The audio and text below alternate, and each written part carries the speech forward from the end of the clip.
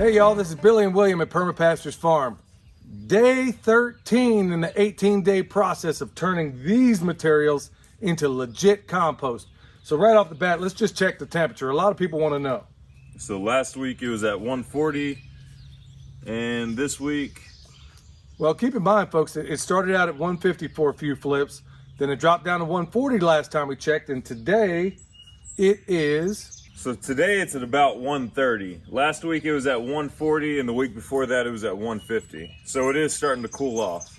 Right, so every week, folks, not every week, but every flip, we give you one more element of concern regarding your compost. And it's really a good series that I didn't expect to turn out so well, because we're able to pack so much more doing things in this vlog format. So with that said, son, why don't you explain to them one of the concerns that we got from one of our viewers? So Ranjani Ranch has been sending us pictures of his first time 18-day compost on Instagram, and he did everything correctly and it still wasn't heating up. And then he found out that the reason it wasn't heating up was because he was using city water, and that had chlorine and fluoride in it, which went in and killed everything, to the point where nothing was heating up, even though he had carbon and nitrogen together. And he switched over to, I think it was some sort of body of water, like a pond or a stream, and added it, and then it started heating up, and then everything was good to go. So folks, just a word of caution out there. If you're using municipal water, like one of the places we had in Texas, we had rural water. And I'm telling you what, the chlorine was so high in that stuff, it would be, you'd take a shower and it would just fill your lungs with this stuff. So be extremely cautious when you have chlorinated and fluoridated water. I could write volumes on the negativities of both things and how they were used in World War II, at least fluoride. That's another story altogether for another day. So keep that in mind. And also another thing to add, folks, is that you can introduce other forms of life. Like right down the way, we got a stream that goes all year long. You can grab a bucket of that when you're adding this, when you're putting the components of this together. Go back, watch that first video. It'll be up there.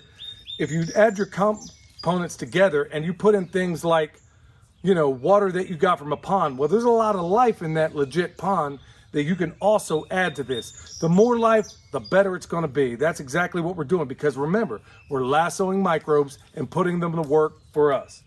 So with that said, folks, day 13, it's time to get our flip on, and then we'll go right back to it.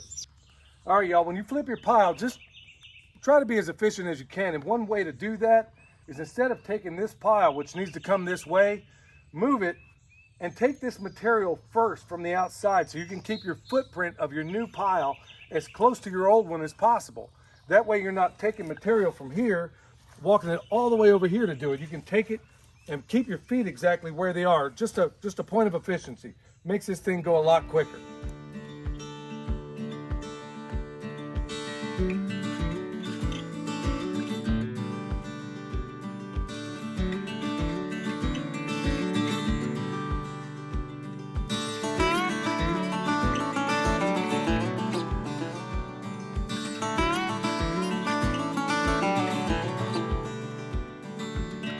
All right, y'all, that's a wrap. Day 13 is a wrap, and it's still breaking down. Now, folks, I also want to put out that there's a lot of wooden material in here. I mean, as far as the components, folks, you can use a lot of different stuff. But when this is all said and done, there's still going to be that wooden component in there, and that's a good thing. So we'll show you in the future how to do other things with this stuff, but we're also going to focus on what we've already produced with this compost. I mean, I know we do a lot of videos, and some of the things we have neglected has been our harvest, because we just feel like that's really covered in a lot of different ways. So we'd focused more on the food forest and what we do in the syntropic design in our orchards. But here before long, we're going to show you what we got coming out of these boxes up here in our raised beds. So folks, there you have it. Remember, use good water, the best you can get.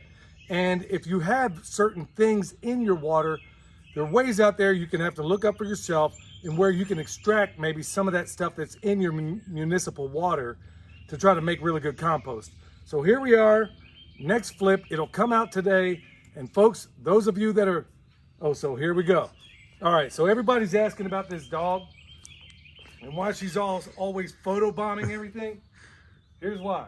Chloe, sit.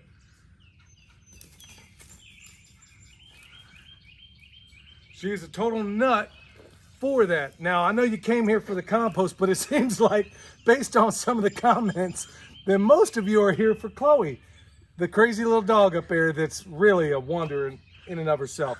But that's another video. So folks, hope this stuff helps. Remember, there's a lot of people right now that need this information. So spread it far and wide. Use your social media platform, not to promote us, but to promote how easy this process can actually be. So tell your friends about us, subscribe, hit the notification bell. Till next time, this is Billy, the Permaculture Pimp Daddy, where PIMP stands for Permaculture is my passion. We'll see you on the next one.